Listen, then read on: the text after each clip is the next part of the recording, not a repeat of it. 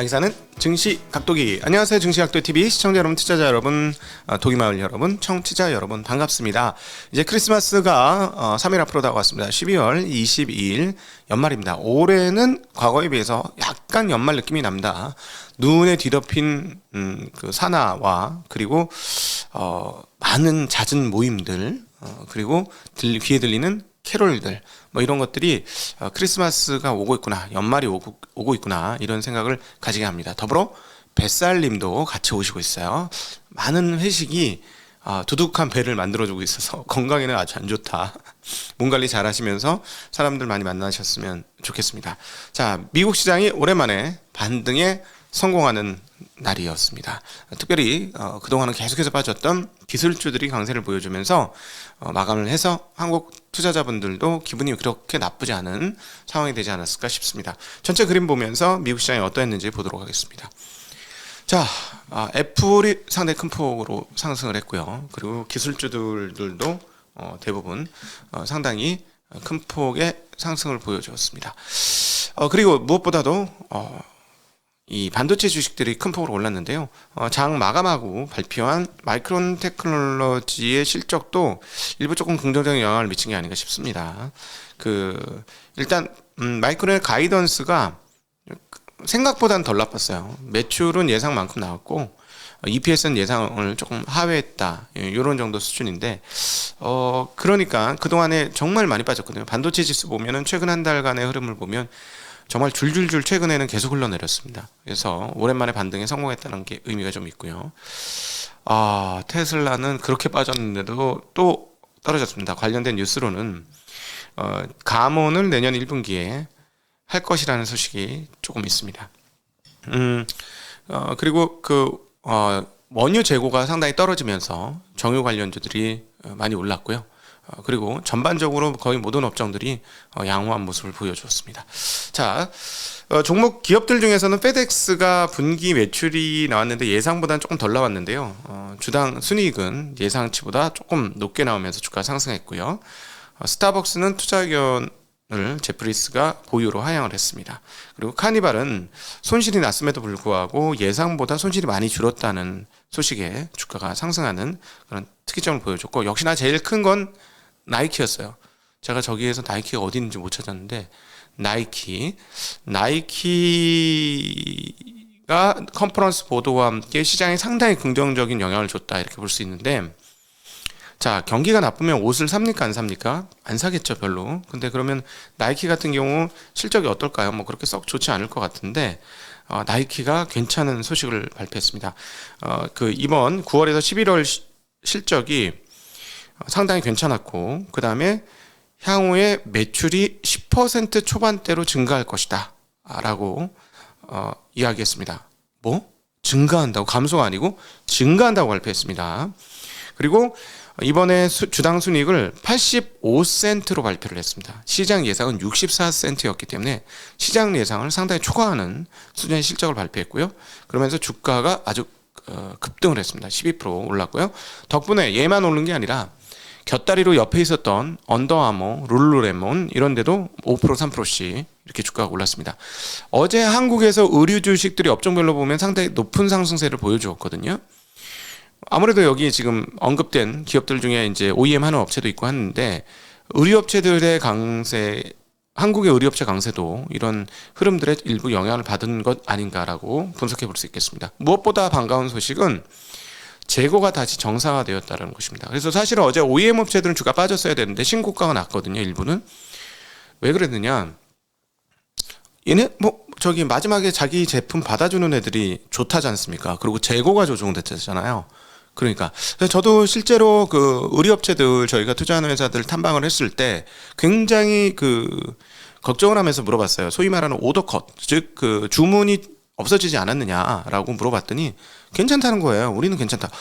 진짜? 계속 진짜? 라고 계속 물어봤는데 괜찮다는 거예요. 그리고 실적도 실제로 나쁘지 않게 계속 나오는 것을 확인할 수 있었는데, 일단은 브랜드 가치가 굉장히 강하게 지켜지고 있는 상황들이고 미국의 브랜드, 특별히 의류 브랜드들이 계속 선전을 하고 있다는 거 알 수 있고 한국의 그런 OEM 업체들도 그렇게 나쁘지 않은 상황들이 진행되고 있다라고 연결을 생각해 볼 수 있겠습니다. 무엇보다 이제 나이키에서 중요한 게 신발인데 신발 수요가 여전히 강력하다라고 얘기하고 있습니다. 그리고 얘네들 이제 약간 컬렉션으로 판매됐던 거 있잖아요. 얼마 한정. 그게 이제 가격이 천정부지로 올라갔지 않습니까? 천정부지로 올라갔어요. 몇 천만 원짜리 신발도 있다면서요? 8천만 원? 깜짝 놀랐는데 그런 신발이 있다는 거예요. 근데 그거를 이제 대량으로 밀어낼 것 같습니다. 네. 그거를. 그렇게 되면 이제 수익성이 더 개선이 되겠죠. 그거 신고 싶은 사람이 이게 8천만 원 하던 신발이야 이러면서 한 20만 원에 사.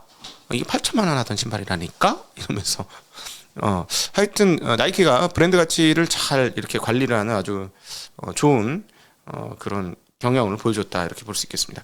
자, 오늘 뉴스에서 가장 눈에 띄는 부분은 그동안엔 배드 이즈 굿이었어요. 즉 그 경기 지표나 이런 것들이 되게 나쁘게 나와야 연준이 금리를 더 이상 안 올릴 거야라고 생각하면서 올랐고 경기 지표가 잘 나오면 연준이 금리를 더 올릴 거야라고 하면서 주가 빠졌는데요. 오늘은 굿뉴스가 굿이었습니다. 이게 굉장히 특이한 점인데요. 어떤 부분 때문에 그러냐면 컨퍼런스 보드가 발표한 소비자 신뢰 지수가 있습니다. 12월치가 나왔는데요. 108.3으로 나왔습니다. 기존에는 101.4였어요. 근데 굉장히 많이 나왔죠. 8개월 만에 가장 높은 수준이 나왔고 석 달 연속 지금 이제 상승세가 나오고 있는데 지난번에 101.4였으니까 많이 올라왔는데요.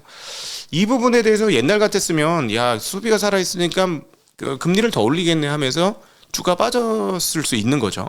근데 이게 다르게 해석했다는 게 저는 오늘 여러 가지 지표들 중에 가장 눈에 띄는 부분이 아닌가 싶습니다. 자, 즉 물론 하나의 소식이 더 있었긴 했습니다. 컨퍼런스 보도에서 인플레이션 요소가 감소하고 있다라는 이야기를 했는데요. 12개월 그 인플레이션 기대치가 상당히 떨어지고 있다라는 발표도 같이 있습니다. 자, 그러니까 금상첨화죠. 인플레이션은 떨어지고 있는데 경기는 살아 있어. 근데 연준은 금리를 올리는 거 앞으로 몇 번 안 남았어. 네. 그러면 지금 그동안의 시장이 떨어졌던 이유들 중에 이번 구간에서, 요 짧은 구간에서 시장이 떨어진 이유는 뭐죠? 금리를 5%까지 올리게 되면 경기 침체가 거의 확실한데 어떻게 될 거냐. 기업들 실적도 다 까지고 힘들 텐데 거기다 이제 슬슬 소비도 안 좋아질 건데 진짜 침체가 오겠네? 라는 걱정을 했던 거죠, 시장이.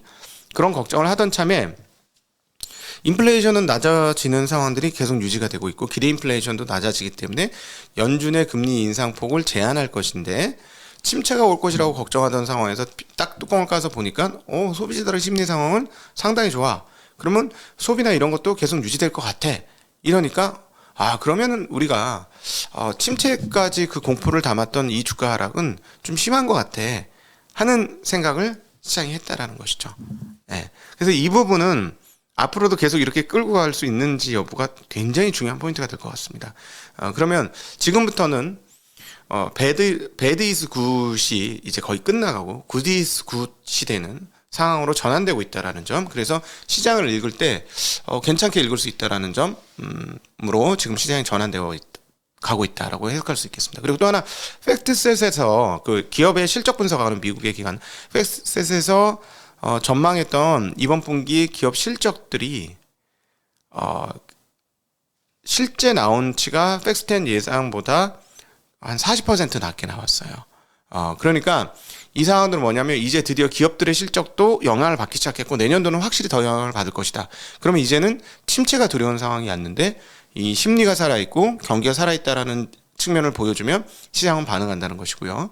자, 이렇게 되면 연준도 시간이 갈수록 제약될 거라는 그런 전망을 하는 게 크게 틀려 보이지 않습니다. 자, 지표들 여러 개가 나왔는데요. 모기지 관련 지표들이 주마다 나오는데 궁금해하실 30년 금리가 얼마가 됐느냐? 6.34%로 좀 떨어졌습니다. 지난번 6.42였고요. 이게 최고치가 7.1까지 가던 거였는데 좀 떨어졌습니다. 자, 그러면 미국의 부동산에 다시 금리가 조금 내려왔으니 화랑이 되느냐? 전혀 아니죠. 그 모기지 관련 주택 판매가 나왔는데 11월치가 409만 채가 나왔어요. 이전에는 443만 채였습니다. 그러니까 전월 대비 7.7%나 마이너스가 났습니다. 그 전에도 마이너스였는데 그때는 5.9%인데 지금 7.7% 마이너스고 2020년 5월 이후에 최저치를 기록한 거고 10개월 연속 감소하고 있습니다. 자, 부동산 관련은 계속해서 하향하고 있다. 이렇게 되면 뭐 가격도 올라갈 가능성이 없겠죠. 판매가 활황이 안 되는데 가격이 계속 올라간다? 그런 경우는 별로 없으니까요. 네, 그래서 그 부동산 가격의 이런 이 부동산 심리와 가격의 하락은 결국은 렌트비를 낮출 것이고, 그것이 또 렌트비를 낮추면 결국 인플레이션을 낮출 것이고, 라는 거죠. 반면에 오늘 유가는 꽤 올랐습니다. 자, 오늘 원자재 가격부터 한번 살펴보면서 이야기 나누도록 하죠. 자, WTI는 지금 데이터가 잘못됐네요. 죄송합니다. 데이터 치우도록 하고요. WTI가 78.44달러예요. 예. 브렌트는 82달러입니다. 예, 그래서 많이 올랐습니다. 왜 이렇게 많이 올랐냐면 이건 이유가 있는데요. 미국의 원유 재고가 꽤 많이 줄었습니다. 미국의 원유 재고가 306만 배럴 이렇게 줄은 걸로 나오고요. 이전엔 780만 배럴 막 이렇게 주간 원유 재고가 늘었는데 굉장히 많이 줄었고요. 주간 원유 재고가 이렇게 줄었고 원유 재고도 589만 배럴이 줄었습니다. 그리고 가솔린 재고도 이전에 449만 배럴에서 253만 배럴로 나오면서 대체적으로 주는 양상을 보여주면서 유가가 상당히 올랐습니다. 자, 전략 비축률을 앞으로 채우겠다고 했는데 과연 미국이 현재 유가 상황에 대해서 어떻게 생각하는지가 정말 궁금합니다. 여기서 더 떨어지기를 바랄지 아니면 이 정도 가격을 지켜줄 줄 바랄지. 왜냐하면 미국도 산유국이잖아요. 그래서 그게 상당히 궁금한데 아마 그 인플레이션이 확연히 잡히고 나면 유가가 많이 떨어지는 걸 미국이 그렇게 원할까 하는 생각이 들기는 합니다. 자, 어찌되었건 최근에 유럽 쪽에서 인플레이션 고공행진했는데 전월 대비로는 막 떨어지는 양상을 보여주는데 거기에 아주 중요한 흐름을 보여주는 유로 가스 가격 흐름 살펴보도록 하겠습니다. 자, 유로 가스 가격이 100유로 밑으로 드디어 떨어졌습니다. 자, 전쟁 발발하고 치솟았고요. 전쟁 발발절에 좀 이렇게 낮았었는데 그 근처까지 이제 내려왔다는 것이죠. 그러니까 유럽에서 하고 있는 가스 가격 제한 뭐 이런 것들 그리고 그런 정책들이 확실하게 효과가 있는 상황이다라고 볼 수 있겠고, 자, 요 자리를 깨고 내려올 수 있는지 그리고 요 박스로 넘어갈 수 있을지 관심이 가는 대목이고요. 자, 그리고 전반적으로 가스 가격이 하락이 나타나고 있어서 미국 가스 가격하고도 한번 비교해 보도록 하겠습니다. 미국 가스 가격도 오늘은 떨어지진 않았습니다만 최근에 이제 우하향하는 모습을 보여주고 있어서 이 부분도 이거는 이제 유럽의 인플레이션을 낮추는 데는 상당히 크게 영향을 미치지 않겠는가라고 보여집니다. 자, 캐나다 소비자 물가지수가 나왔었는데요. 11월치가 6.8% 나왔고 전월비는 0.1% 오른 것으로 나왔습니다. 캐나다도 높기는 높은데 이제 더 이상 올라가지 않고 전월비 양상도 더 이상 올라가지 않는 그런 양상을 보여주고 있다. 그래서 전 세계적으로 인플레이션이 여전히 매우 높지만 추가적인 상승이 아니라 이제 고점에서 피크아웃하고 있는 흐름들은 확실히 여기저기서 보여주고 있다라는 거가 이제 특징적인 흐름이 되겠습니다. 자, 오늘 래피키님이 전달해주는 소식 가운데 재미난 뉴스가 있는데요. 바이든 미국 대통령이 러시아 우크라이나 전쟁에서 평화만을 원한다라고 발언했다는 소식을 전하고 있습니다. 만약 이게 사실이라면 어떤 식으로든지 여기서 무슨 협상이나 이런 것들이 들어가게 된다면 러시아 우크라이나 전쟁이 장기간으로 안 가고 조금 해결의 실마리를 받을 수도 있습니다. 일단 저희는 매우 장기간으로 갈 걸로 가정하고 생각하시는 게 맞을 것 같긴 합니다. 보수주의의 입장에서 보면 이게 당장 끝날 거라는 희망가를 부르시면 안 되고 이거 안 끝난다라고 생각하고 가시되 만약에 끝난다면 상당한 호재가 될 것이다라는 정도까지만 생각하시면 될 것 같습니다. 네.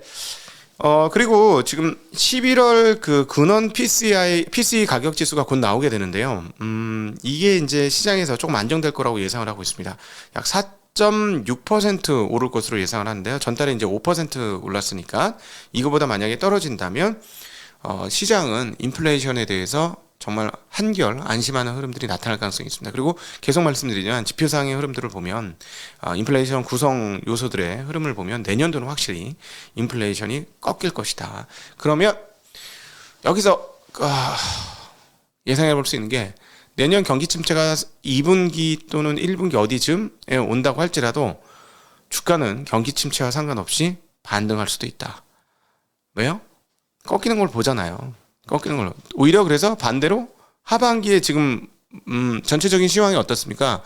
상저하고가 많죠. 한국 지금 전망, 내년도 전망이.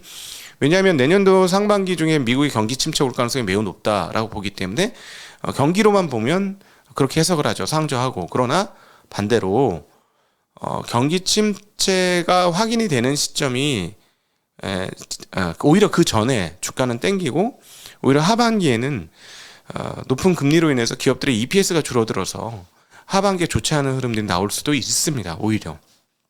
그리고 또 하나 시장의 예상치는 항상 틀려왔다라는 것을 감안하면서 시장이 이렇게 저렇게 예상한다고 해서 거기에 너무 휘둘리지 않으면서 투자를 하시는 게 필요할 것 같고요. 그리고 이미 면면이 따져보면 10월달 이후로 현금 흐름 창출 능력이 좋았던 회사 중에서 굉장히 주가가 많이 떨어졌던 회사, 자산 가치 대비 많이 떨어졌던 회사의 주가는 지금 이미 반등이 시작되었다라는 거. 네. 대표 업종 중에 하나가 어제 눈에 띄었던 의류 음식료가 그런 영역이었다는 거. 거기서 이제 시세를 뿜고 나면 또 다른 그런 종목과 업종들을 시장이 찾지 않을 거냐 하는 생각을 해보게 됩니다.